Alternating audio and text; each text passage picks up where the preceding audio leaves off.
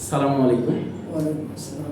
আজকে বাংলা ব্যাকরণের বা বাংলা শব্দ বা বাক্য নিয়ে দারুণ এক টপিকস নিয়ে আলোচনা করব। আজকের আলোচনার বিষয় হচ্ছে নিচের শব্দগুলোর যুক্ত বর্ণ ভেঙে দেখাও। অর্থাৎ বাংলা ওয়ার্ড বা শব্দে প্রচুর যুক্ত বর্ণের ব্যবহার রয়েছে। যুক্ত বর্ণকে মূলত দুই ভাগে ভাগ করা যায়, একটা হলো স্বচ্ছ যুক্ত বর্ণ, একটা হলো অস্বচ্ছ যুক্ত বর্ণ। স্বচ্ছ যুক্ত বর্ণ যেমন পাকা থেকে পাক্কা কেউ যদি বলে তাহলে কয়ে কয়ে আছে বুঝেই যাচ্ছে। হেভি থেকে হেভি অনেকে শব্দ ব্যবহার করে, তার মানে বয়ে বয়ে আছে বুঝেই যাচ্ছে। আচ্ছা, অস্বচ্ছ আমাদের প্রবলেমটা হয় অস্বচ্ছ যুক্ত বর্ণে।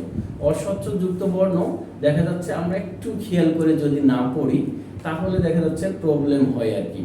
আর মূলত যুক্ত বর্ণ শিখলে লাভ হবে, ক্লাস 5-এ যুক্ত বর্ণ সম্পর্কে প্রশ্ন আসে।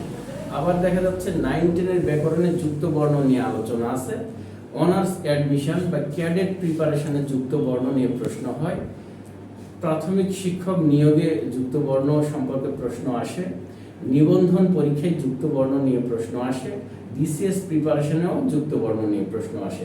তাহলে আমাদের যুক্ত বর্ণটা A to Z ক্লাস 1 থেকে মাস্টার্স পর্যন্ত কাজে লাগবে। আমরা চলে আসি আজকে 4টা এক্সেপশনাল ওয়ার্ড নিয়ে আমি আলোচনা করছি। এক্সেপশনাল যেগুলো যুক্ত বর্ণে আমাদের প্রবলেম হয়, এক নাম্বার হলো তীক্ষ্ণ। তীক্ষ্ণ শব্দ আমরা শুনেছি বা জানি।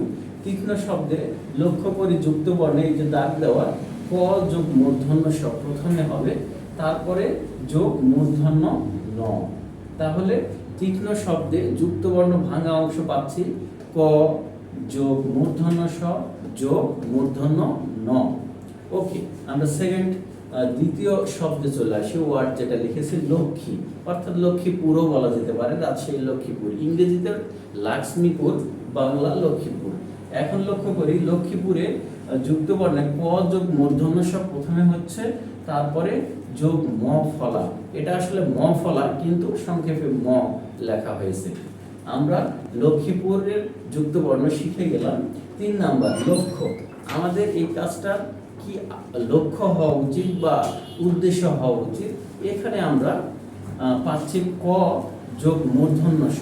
ক যোগ মূর্ধন্য স প্রথমে, তারপরে সেটা কি ব্যবহার করেছে জ ফলা। জ ফলার সংক্ষেপে অন্তস্থ জ লেখা হয়েছে। অর্থাৎ লক্ষ্যতে তাহলে হচ্ছে ক যোগ মূর্ধন্য স যোগ অন্তস্থ জ ফলা অর্থাৎ জ। ওকে, আমরা চলে আসি 4 নম্বর দৌরাত্ম্য। দৌরাত্ম্য একটা ভিডিওতে আমি বানান নিয়ে অনেকে প্রবলেম হয় বা ভুল করে, সেটাতে বানানটা আমি বানান নিয়ে আলোচনায় দিয়েছিলাম। তাহলে বানানটা সঠিক করতে হলে যেখানে দাগ দেওয়া আছে লক্ষ্য করি কি কি 3টা যুক্ত বর্ণ ব্যবহৃত হচ্ছে, ত যোগ ম ফলা যোগ শেষে জ ফলা। জ ফলাই সংক্ষেপে অন্তস্থ জ লেখা আছে। তাহলে দৌরাত্ম্য শব্দে বানানো আমরা অ্যাকুরেট করব এবং যুক্ত বর্ণ ত যোগ ম যোগ অন্তস্থ জ যুক্ত বর্ণে রয়েছে।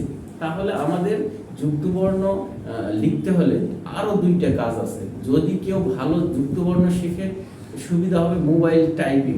বাংলা যখন শব্দ টাইপ করবে কেউ, যুক্ত বর্ণ ভালো জানলে সে দ্রুত টাইপ করতে তার সুবিধা হবে।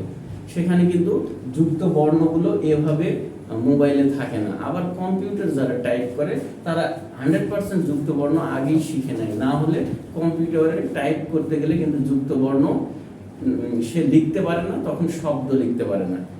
তো আজকের মতো সকলকে অনেক অনেক ধন্যবাদ। পরবর্তীতে বিভিন্ন টপিকস নিয়ে প্রাণবন্ত দারুণ চমৎকার এবং এক্সেপশনাল আলোচনা করার চেষ্টা করব ইনশাআল্লাহ। আসসালামু আলাইকুম।